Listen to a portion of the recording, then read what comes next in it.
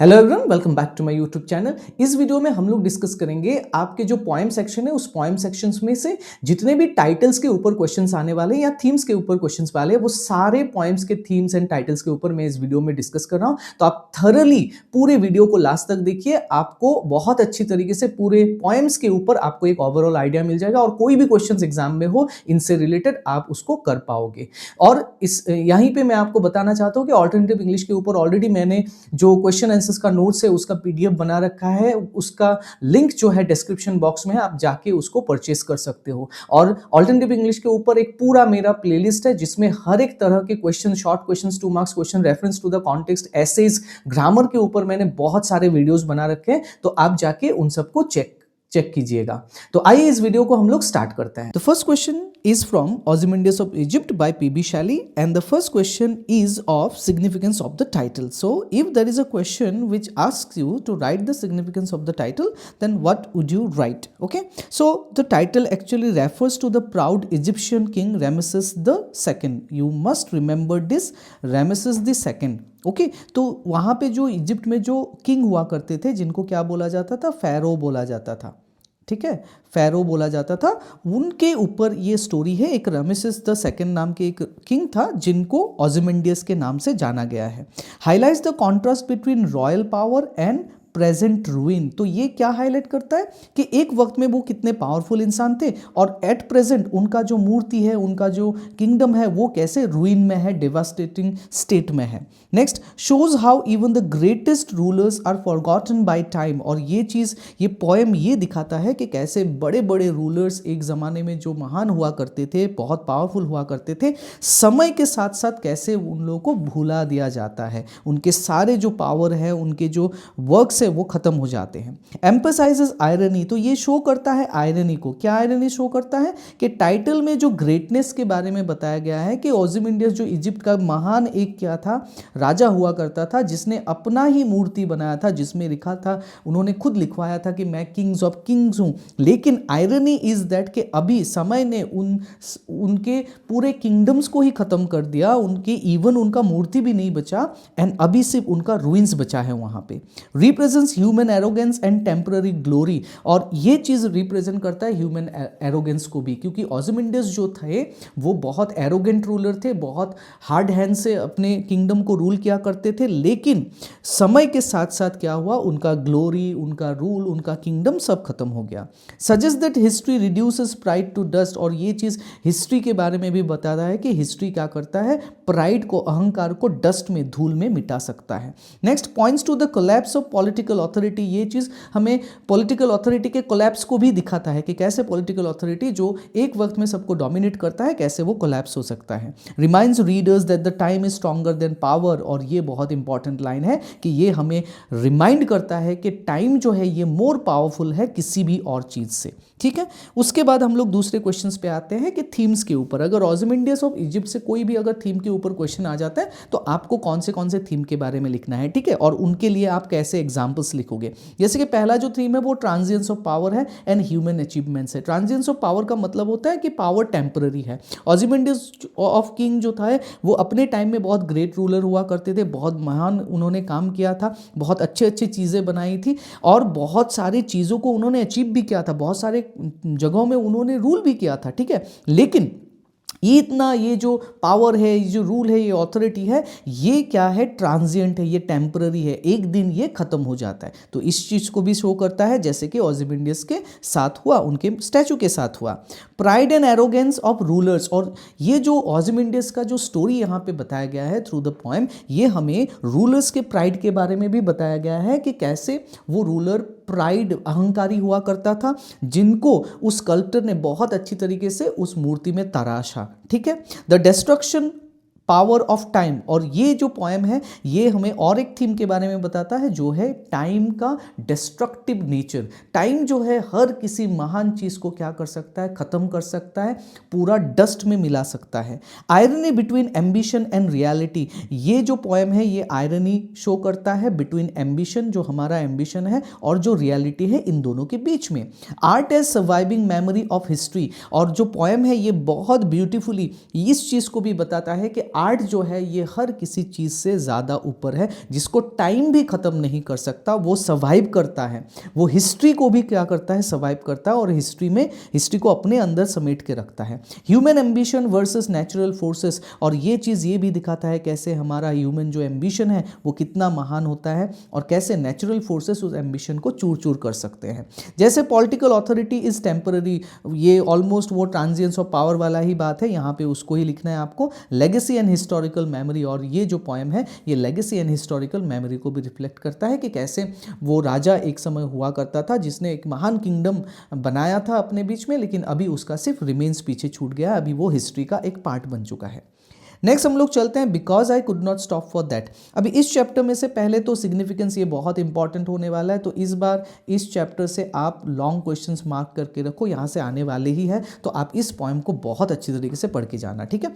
तो पहला जो थीम है वो क्या दिखाता है, शोज डेथ अराइविंग अनएक्सपेक्टेडली, कि डेथ कैसे अचानक से आ जाता है हमारे लाइफ में, ठीक है, और हम लोग चौंक जाते हैं, सरप्राइज हो जाते हैं कि डेथ ऐसा ही होता है, डेथ का ये नेचर ही है। Suggest death as gentle and polite rather than frightening. Generally death को लोग क्या मानते हैं, बहुत डरावना मानते हैं, लेकिन यहाँ पे पोएट ने बहुत इंटेलिजेंटली, बहुत स्मार्टली डेथ को as a gentle human being की तरह दिखाया गया है, एक स्वीटर की तरह दिखाया गया है, जैसे कि वो स्वीटर हो, किसी से शादी करने आया हो, वो इतना जेंटल था, इतना पोलाइट था अपने बिहेवियर में। तो जो डेथ का जनरल कॉन्सेप्ट होता है उसके ऑपोजिट यहाँ पे डेथ को दिखाया गया है। एम्फसाइजेस इनएविटेबिलिटी ऑफ डेथ, तो पूरा पोएम जो है इस चीज के ऊपर एम्फसाइज करता है कि डेथ जो है हर किसी के लाइफ में इनएविटेबल है, मतलब वो होना ही होना है। इनएविटेबल का मतलब होता है anything which is bound to happen, जो होने ही वाला है, ठीक है। Next indicates the journey from life to eternity. Poem also shows कि how our life travels from life, for moments, for happiness, from busyness to death। और death के बाद क्या होता है, हमारा जो बॉडी होता है, हम लोग कहाँ पे चले जाते हैं, इटर्निटी में, मतलब फॉर एवर वहीं पे रह जाते हैं। रिफ्लेक्ट्स द काम एक्सेप्टेंस ऑफ मॉर्टालिटी, और ये पोएम उस चीज़ को भी बहुत अच्छी तरीके से टच करता है, बहुत पोलाइटली टच करता है कि कैसे हम यहाँ पे पोएट ने अपने डेथ को बहुत प्यारे तरीके से क्या कर लिया, एक्सेप्ट कर लिया कि हम लोग क्या है, मॉर्टल ह्यूमन बींग्स है और एक ना एक दिन डेथ आने वाला है, और जब डेथ आएगा तो हम लोग को उसको हंसते हुए एक्सेप्ट करना है, प्यार से एक्सेप्ट करना है। Suggest that humans are too busy to think about that, और ये चीज एकदम साइलेंटली सटल तरीके से ये भी दिखाता है कि जनरली लोग जानते हैं कि डेथ आने वाला है, लेकिन हम लोग अपने लाइफ में इतने बिजी हो जाते हैं कि हम लोग भूल जाते हैं कि एक ना एक दिन हम सबको मरना है।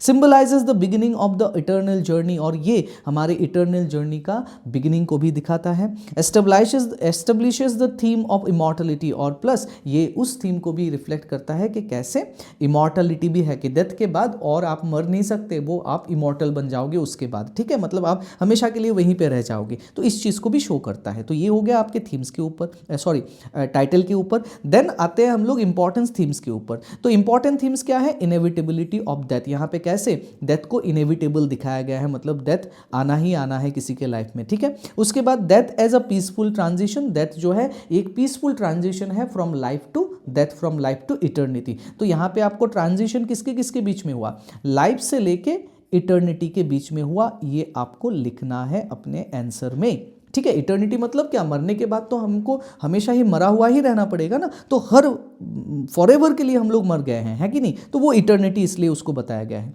Journey from life to eternity, again वही बात है। इमॉर्टलिटी ऑफ द सोल, के हमारा सोल जो है, हमारा बॉडी मरता है, बॉडी डस्ट के साथ मतलब वो मिल जाता है, लेकिन हमारा जो सोल है वो हमेशा क्या है, क्या रहता है, इटर्नल रहता है, इमॉर्टल रहता है, वो कभी नहीं मरता। पैसेज ऑफ टाइम, ये शो करता है कि टाइम कैसा, कितना फास्ट फॉरवर्डिंग चीज़ है, जो समय जो है वो कितना तेजी से चलता है, ठीक है। तो यहाँ पे समय को भी दिखाया गया है, वो जो सीन है जब पोएट चाइल्डहुड को देखती है, फिर ग्रेजिंग गेन को देख के अपने एडल्टहुड को याद करती है, फिर वो सेटिंग सन जो है उनको रिफ्लेक्ट कराता है कि अब आपका वक्त आ चुका है, अब आपका मरने का वक्त है, डेथ का वक्त आ गया है।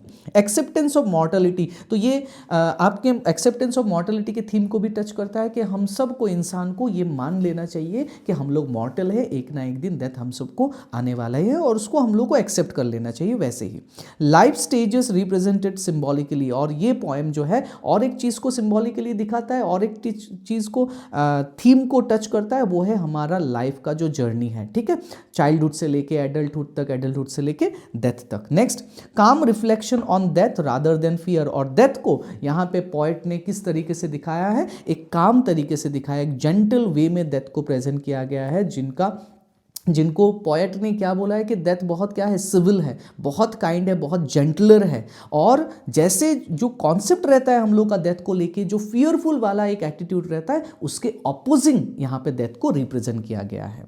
नेक्स्ट चलते हैं हम लोग स्ट्रेंज मीटिंग की तरफ, बहुत interesting, one of my favourite poems, ठीक है। तो स्ट्रेंज मीटिंग का जो टाइटल सिग्निफिकेंस है ये भी आप देख लो इस बार, ये भी पोएम आपके लिए बहुत इंपॉर्टेंट होने वाला है, ठीक है। तो स्ट्रेंज मीटिंग का पहला जो पॉइंट आपको लिखना है सिग्निफिकेंस के, वो होगा refers to the unexpected meeting of two dead soldiers. कि स्ट्रेंज मीटिंग का नाम क्यों आया, क्योंकि ये जो है it is the meeting between two dead soldiers in the after life at hell में उन लोगों का मुलाकात होता है और वो दोनों डेड हो चुके हैं, इसलिए इस मीटिंग को स्ट्रेंज बताया गया है। Highlights the irony of enemies meeting peacefully after death, और स्ट्रेंज मीटिंग इसलिए स्ट्रेंज है क्योंकि जिस इंसान से वो नैरेटर मिलता है, स्पीकर मिलता है, वो एक्चुअली वही एनिमी है जिसको उन्होंने बैटलफील्ड में मारा था। Suggest the tragic consequences of war, अभी ये जो पोएम है, ये पोएम उस चीज़ को भी दिखाता है, ये टाइटल उस चीज़ को भी दिखाता है कि जो वॉर है उसका कॉन्सिक्वेंस, रिजल्ट कितना ट्रेजिक हो सकता है। Emphasises the human connection beyond nationality, और प्लस ये चीज़ बहुत सटल तरीके से ये भी दिखाता है कि बियॉन्ड नेशनलिटी मतलब हम अपने नेशनल आइडेंटिटी से ऊपर भी जाके हमारा हर एक इंसान से एक रिश्ता है, एक कनेक्शन है। अदर देन, अगर बॉर्डर को हटा दिया जाए तो हर एक इंसान दूसरे इंसान को अपना भाई ही मानेगा, अपना दोस्त ही मानेगा। रिफ्लेक्स रिकॉन्सिलिएशन आफ्टर कॉन्फ्लिक्ट, और ये चीज़ रिकॉन्सिलिएशन को भी समझाया जाता है कॉन्फ्लिक्ट के बाद, मतलब किसी से झगड़ा हो गया, वॉर हो गया, उसके बाद कैसे हम लोग अपने आप को रिकंसाइल करते हैं, कैसे अपने आप को हम लोग संभालते हैं, मनाते हैं। तो ये पोएम उस चीज़ को भी दिखाता है। जैसे कि जो डेड सोल्जर्स थे वो लोग रिफ्लेक्ट कर ले अपने लाइफ के ऊपर कि हाँ हम तो फोर्स्ड थे फाइट करने के लिए एक दूसरे के लिए, but other than that we would have been good friends, हम लोग अच्छे दोस्त बन सकते हैं, हम लोग के बीच में जनरली कोई क्या नहीं है, एनिमिटी नहीं है। सिंबलाइजेस यूनिवर्सल ब्रदरहुड, ये चीज़ यूनिवर्सल ब्रदरहुड को भी सिंबलाइज करता है कि इस दुनिया में हर एक जो इंसान है beyond our national identity, beyond our borders, वो सारे लोग हमारे क्या है, भाई ही है। लेकिन सिर्फ पॉलिटिकल वेंडेटा की वजह से, पॉलिटिकल कॉन्फ्लिक्ट की वजह से हम लोग एक दूसरे के क्या बन चुके हैं, दुश्मन बन चुके हैं, and we are engaged in war. Indicates dream like और अनरियल एनकाउंटर, और जो उन दोनों का मीटिंग था ये ड्रीम लाइक था, अनरियल था, जो उन लोग का मिलना होता है हेल में। Next, suggest futility of war, और ये सबसे बड़ा आपको पॉइंट लिखना है कि ये जो टाइटल है ये सजेस्ट करता है कि हमारा जो वॉर है, जहाँ पे भी कहीं पे भी हो, इस वॉर के एंड में कुछ भी नहीं हासिल होने वाला किसी को। वॉर क्या है, फ्यूटिल है। फ्यूटाइल का मतलब होता है without any result, without any proper consequence, जिसका कॉन्सिक्वेंस कुछ नहीं निकलेगा, जिसमें किसी को विक्ट्री नहीं मिलने वाला है, जो यूजलेस है। वॉर से किसी को कुछ फायदा नहीं होने वाला, इसलिए वॉर को फ्यूटाइल बोला गया है। अभी कौन से थीम्स है इस पोएम में जिसको पोएट ने एक्सप्लोर किया है। तो पहला जो थीम है अभी हमने पढ़ा, futility and horror of war. तो पहली बात जो पोएट यहाँ पे दिखाना चाहता है कि कैसे वॉर क्या है, फ्यूटिल है, यूजलेस है, वॉर से किसी को फायदा नहीं होता, रादर ये बहुत डिस्ट्रक्टिव है, यंग लोगों को ये मार देता है। जैसे कि नैरेटर और जो एनिमी से वो हेल में मिलता है, वो दोनों बहुत यंग हुआ करते हैं और बहुत जल्दी वो लोग मर जाते हैं, और उनके साथ उनको जीने के लिए बहुत सारा फ्यूचर वो लोग पीछे छोड़ जाते हैं। प्लस वॉर जो है बहुत हॉरिफिक है, बहुत भयानक है। वॉर क्या लाता है, डिस्ट्रक्शन लाता है, लोगों की दुनिया खत्म कर देता है। अगर जो लोग बच भी गए हैं तो वो लोग पूरे लाइफ टाइम साइकोलॉजिकल ट्रॉमा से सफर भी करते हैं। ब्रदरहुड ऑफ ह्यूमैनिटी, ये ब्रदरहुड ऑफ ह्यूमैनिटी को भी टच करता है, जिसमें ये दिखाया गया है कि बैटलफील्ड में ये दोनों इंसान जो थे वो एनिमी थे, लेकिन मरने के बाद ये दोनों एक दूसरे के जैसे दोस्त हो वैसे बात कर रहे हों। Loss of youth and potential, और ये वॉर जो है, वॉर से क्या होता है कि बहुत सारी यूथ जो लोग हैं वो चले जाते हैं, हमारे बीच से गुजर जाते हैं, और जिनमें बहुत सारा पोटेंशियल भी शायद हुआ रहा होगा जो उनको एक्सप्लोर करने का कभी मौका ही नहीं मिलता, जैसे कि हमारा पोएट स्पीकर स्पीकर जो है उनमें बहुत पोटेंशियल था, उनमें बहुत अच्छा करने का एबिलिटी था, लेकिन उनको वो एक्सप्लोर ही नहीं कर पाए, उनसे पहले ही उनका डेथ हो गया वॉर में। Irony of enemies becoming friends in death, और डेथ के बाद ये आयरनी दिखाया गया है कि कैसे बैटलफील्ड में वो दोनों एक दूसरे के एनिमी थे, और लेकिन जब वो लोग हेल में पहुंचे तो एक दूसरे के वो लोग क्या बन गए, फ्रेंड्स बन गए। War destroys both winners and losers, और वॉर क्या करता है, दोनों को डिस्ट्रॉय करता है, जो जीतता है वो भी हारता है और जो हारता है वो तो हारता ही है, मतलब दोनों का ये हार्म करता है, किसी का बेनिफिट नहीं करता। रिग्रेट एंड लॉस्ट अपॉर्चुनिटीज, ये थीम को टच करता है कि कैसे हम वॉर के वजह से लोगों के दिमाग में एक रिग्रेट रहता है हमेशा के लिए। हम लोग बहुत सारे जो यूथ है उसको खो देते हैं, जो अपने अपॉर्चुनिटीज़ को वो लोग मिस कर देते हैं, या एक कंट्री जो प्रोग्रेस की तरफ जाना चाहिए होता है, प्रोग्रेस का अपॉर्चुनिटी जिसके पास होता है, वो वॉर में एंगेज होके वो क्या करता है, अपने अपॉर्चुनिटी को वो खो देता है।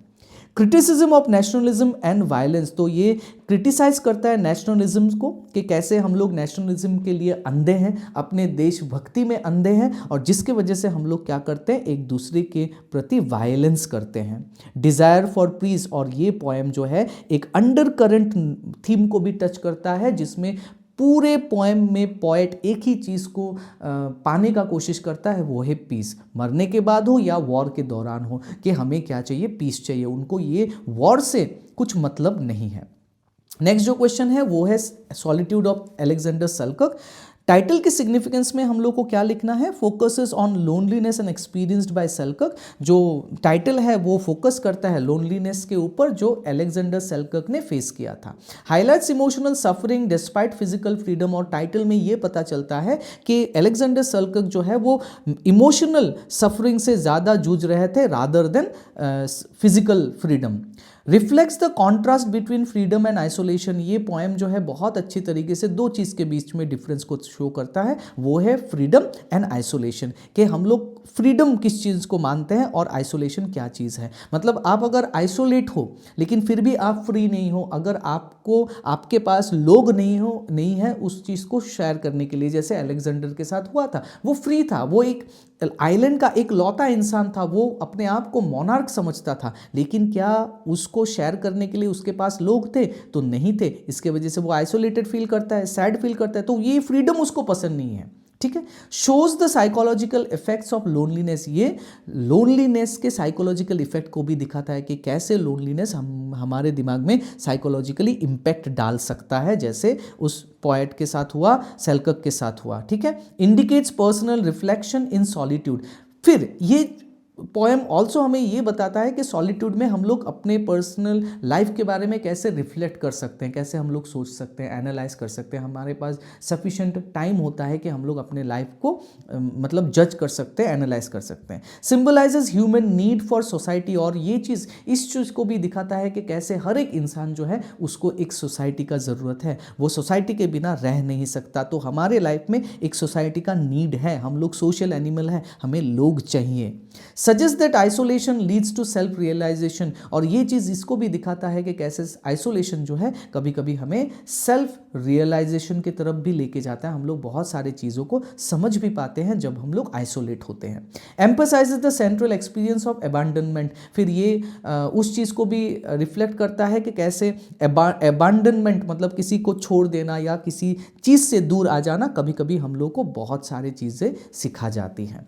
नेक्स्ट जो है थीम्स के ऊपर, यहाँ पे कौन से थीम्स हैं, लोनलीनेस एंड आइसोलेशन, जो अलेक्जेंडर सेल्कर्क, यहाँ पे आपको लिखना है कि सेल्कर्क कैसे वहाँ पे लोनली था, अकेला था, वो मिस कर रहा था अपने घर के बारे में, वो विंड को बोल रहा था आप जाओ मैसेज लेके जाओ, आप ये देखो कि कोई है जो अभी भी मुझे याद करता हो कि नहीं, और वो बहुत आइसोलेटेड फील करता है। ठीक है, दो he was alone he called himself monarch for few time, but after a few moments he again realized that how lonely he was, how there was nobody to share his feelings with. उसके बाद human need और companionship, वो बहुत desperately चाहता है कि मैं लोगों से मिलूँ, मैं अपने फैमिली से मिलूँ, अपने दोस्तों से मिलूँ, इस चीज़ को भी बहुत अच्छी तरीके से दिखाया गया है यहाँ पे। फ्रीडम वर्सेस लोनलीनेस, तो फ्रीडम और लोनलीनेस के बीच में भी यहाँ पे दिखाया गया है कि कैसे फ्रीडम जो है इसको हम लोग लोनलीनेस से क्या नहीं कर सकते, कंपेयर नहीं कर सकते कि आप फ्री हो, लेकिन अगर आपको फ्रीडम शेयर करने के लिए कोई नहीं हो तो वो फ्रीडम आपका क्या बन जाता है, लोनलीनेस बन जाता है। और लोनलीनेस हमारे लिए क्या लेके आ सकता है, डेस्परेशन लेके आ सकता है, डिस्ट्रेस लेके आ सकता है। साइकोलॉजिकल सफरिंग ऑफ सॉलिट्यूड, और सॉलिट्यूड जो है वो कभी भी अच्छा नहीं है। सॉलिट्यूड को लगता है कि वो अच्छा हो सकता है, लेकिन सॉलिट्यूड जो है हमें साइकोलॉजिकली क्या करता है, सफ़र करवाता है। Value of society and civilization, ये पोएम वैल्यू ऑफ सोसाइटी के ऊपर भी हमें बताता है, सिविलाइजेशन के ऊपर भी बताता है कि कैसे सोसाइटी ज़रूरी है हमारे लिए, कैसे सिविलाइजेशन बहुत ज़रूरी है।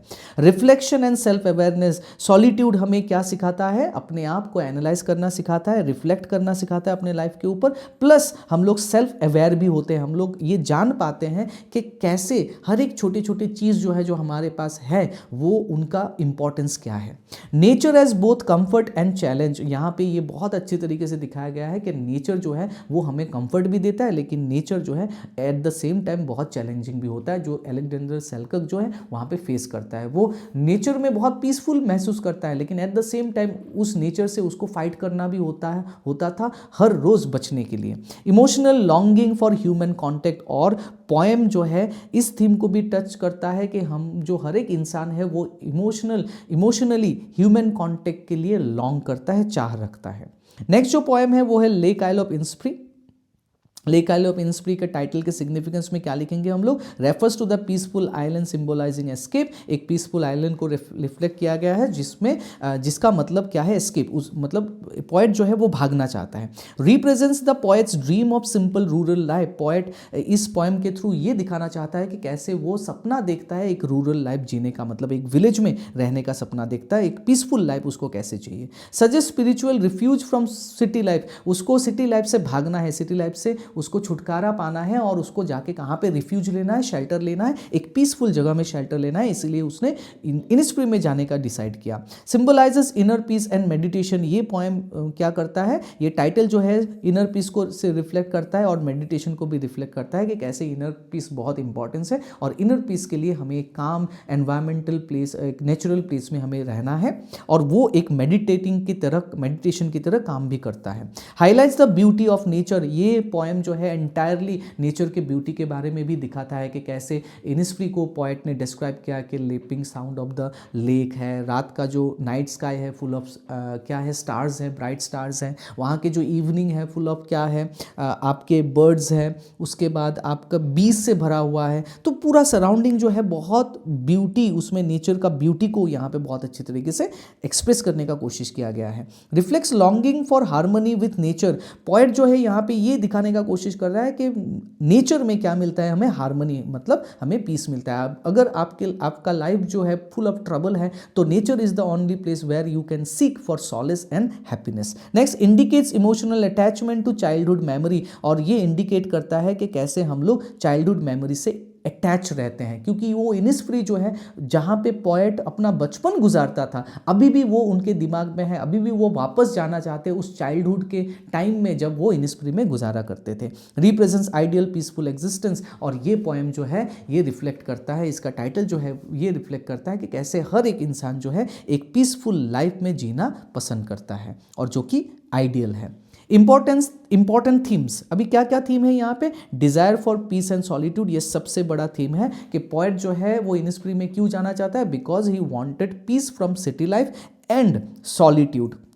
Escape from modern urban life, तो modern urban life is full of rush, full of chaos, full of means hurry and full of competition, and इससे पोएट जो है बच के कहाँ पे जाना चाहता है, अर्बन लाइफ में, एक रूरल लाइफ में, विलेज लाइफ में अपना टाइम स्पेंड करना चाहता है। Beauty and healing power of nature, poet Innisfree में क्यों जाना चाहता है, because he wanted to heal his heart, जो क्या हो चुका है सिटी लाइफ में रह के जो सफ़र कर रहा है वो पोएट हील करने के लिए नेचर के पास जाना चाहता है। इनर पीस थ्रू सिंप्लिसिटी, वो एक सिंपल लाइफ जीना चाहता है ताकि उनके मन में क्या मिले, क्या रहे, शांति रहे। वो इन्स्प्री का जो सिंप्लिसिटी है उसमें उनको क्या मिलेगा, शांति शांति मिलेगा। नॉस्टैल्जिया एंड मेमोरी ये दिखाता है कि कैसे वो बचपन के बारे में याद कर रहे हैं, कैसे उनके मेमोरी जो है अभी भी उनके मन में फ्रेश है। Harmony between human life and nature, कैसे ह्यूमन लाइफ और नेचर के बीच में क्या है, एक हार्मनी होता है, एक पीस होता है।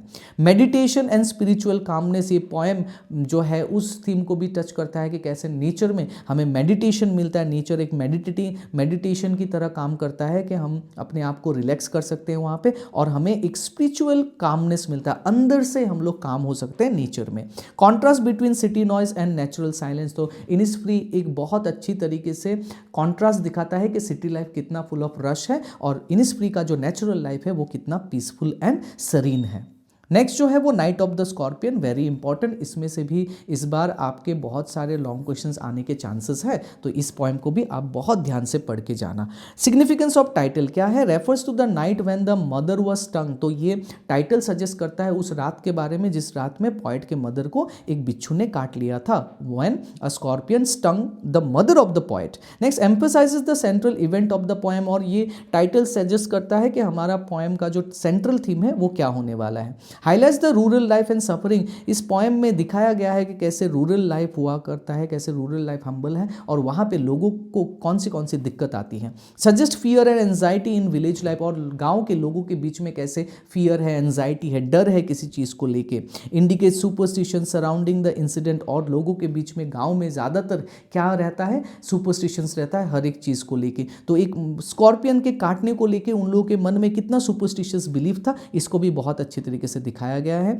Reflects the emotional memory of the childhood, और ये पोएट के उस इमोशनल मेमोरी को भी रिफ्लेक्ट करता है जो पोएट को बचपन में हुआ था जब उसके मम्मी को स्कॉर्पियन ने काट लिया था। Shows the importance of maternal sacrifice, और एट द एंड हमको ये पता चलता है पोएम के अंदर कि हर एक जो माँ है वो कितनी सेक्रीफाइसिंग होती है कि अपने बच्चों के लिए वो कुछ भी करने के लिए राजी है। जब मदर जो है वो ठीक होती है तो वो ये बोलती है, वो गॉड को शुक्रिया अदा करती है, गॉड को थैंक यू करती है कि स्कॉर्पियन ने उसको चुना। 20 आवर्स सफ़र करने के बाद भी वो गॉड को थैंक यू देती है कि भगवान आपको थैंक यू कि आपने मुझे चुना और आपने मेरे बच्चों को छोड़ दिया। और इस चीज़ में क्या दिखता है कि हर एक माँ जो है वो कितना सेक्रीफाइस करते हैं अपने बच्चों के लिए। सिंबलाइज पेन एंड एंड्योरेंस, और ये चीज़ ये दिखाता है कि 20 आवर्स सफ़र करने के बाद भी कैसे एक मदर जो है वो इन सब को एंड्योर करती है, कैसे सहती है, कितना पावरफुल होती है वो अंदर से कि इन सब चीज़ को वो सह लेती है। अभी थीम्स के बारे में हम लोग पढ़ते हैं। इस यहाँ पे जो पहला थीम है वो मैटरनल लव है, अभी मैंने आप लोगों को बोला, और सेक्रीफाइस है जो थोड़ी देर पहले ही हम लोगों ने डिस्कस किया है।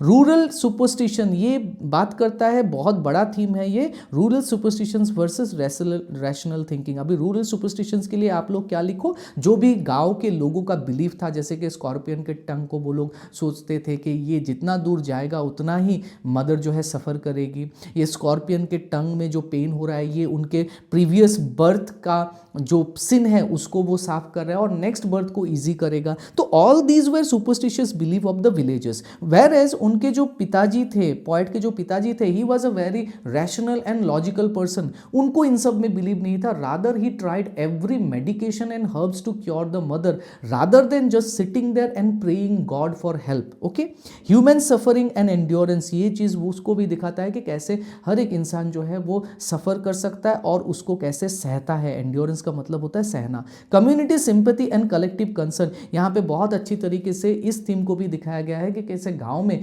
लोग एक दूसरे को हेल्प करते हैं, मदद करते हैं, कैसे आ जाते हैं भागते हुए और कैसे एक साथ में सब लोग परेशान होते हैं पोएट के मदर के लिए। Conflict between science and superstitions, तो बहुत अच्छी तरीके से पोएम जो है साइंस और सुपरस्टिशन के बीच में कॉन्फ्लिक्ट भी दिखाता है, कैसे सुपरस्टिशियस जो लोग हैं वो कैसे रिएक्ट करते हैं और एक जो साइंस में बिलीव करने वाला इंसान है, जो रैशनल थिंकिंग वाला इंसान है, वो क्या करता है इन सिचुएशंस में। जैसे यहाँ पे फादर और विलेजर्स के बीच में आपको लिखना है।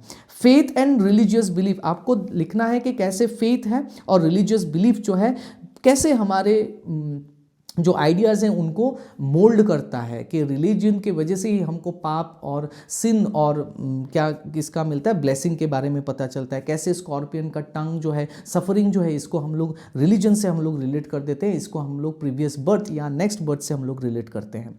फैमिली बॉन्ड एंड कंपैशन, तो ये पोएम बहुत अच्छी तरीके से दिखाता है कि कैसे फैमिली एक दूसरे के साथ जुड़ा रहता है। जैसे कि वो पोएट वहाँ पे बैठा हुआ था, उनके फादर जो है वो ट्राई कर रहे थे अपने वाइफ को ठीक करने के लिए, तो इन दोनों के बीच में, फैमिली के बीच में कितना बॉन्ड था उस चीज़ को दिखाता है। और पोएट भी जो है वो घबराया हुआ था कि उनकी माँ जल्दी ठीक हो जाए। स्ट्रेंथ ऑफ मदर्स लव, और एट द एंड क्या दिखाया गया है कि एक माँ का जो लव है वो कितना स्ट्रांग है, कितना पावरफुल होता है, कि वो अपने आप के लाइफ को वो सेक्रीफाइस कर देगी, अपने आप को वो आग में झोंक देगी, लेकिन वो अपने फैमिली को, अपने बच्चों को कुछ नहीं होने देगी। तो इन सब चीज़ को इस पोएम में बहुत अच्छी तरीके से दिखाया गया है। तो this is all about the themes and titles about the poem. और ये अगर कर लोगे तो आप कोई भी आंसर जो है इन जो मैंने टॉपिक्स बोले इनके ऊपर ही आपके एग्जाम्स में पूछे जाएंगे। इनसे अलग क्वेश्चंस पोएम्स के ऊपर आएगा ही नहीं। तो आप लोग थीम्स को, टाइटल के सिग्निफिकेंस को, ठीक है, इंपॉर्टेंट इंसिडेंट्स को, इनको अच्छी तरीके से देखो। और यहाँ पे जो जो पॉइंट्स मैंने आपको बताए हैं इनके ऊपर भी क्वेश्चंस पूछ लिया जा सकता है, जैसे मैटरनल लव हो गया, सुपरस्टिशंस एंड साइंटिफिक रैशनैलिटी के ऊपर हो गया, ऐसे टाइप के क्वेश्चंस आ सकते हैं। ठीक है, तो आपको अल्टीमेटली जैसे मैंने एक्सप्लेन किया है, थोड़ा आपको पोएम से एग्जाम्पल्स निकाल के पोएम में कौन सा इंसिडेंट इस चीज़ को रिफ्लेक्ट करता है, वैसे एग्जाम्पल से आपको ये सब करना है। तो ये हो गया आपके थीम्स एंड टाइटल्स के ऊपर जितने भी इंपॉर्टेंट क्वेश्चन थे सारा मैंने करा दिया है। और भी मेरे ऑल्टरनेटिव इंग्लिश के ऊपर बहुत सारे वीडियोस है, आप लोग जाके मेरे प्लेलिस्ट से चेक कर सकते हो और आपके एग्जाम्स के लिए प्रिपेयर कर सकते हो। सो इस वीडियो में इतना ही, फिर से मिलेंगे किसी और वीडियो में। So thank you very much for watching my video. Thank you.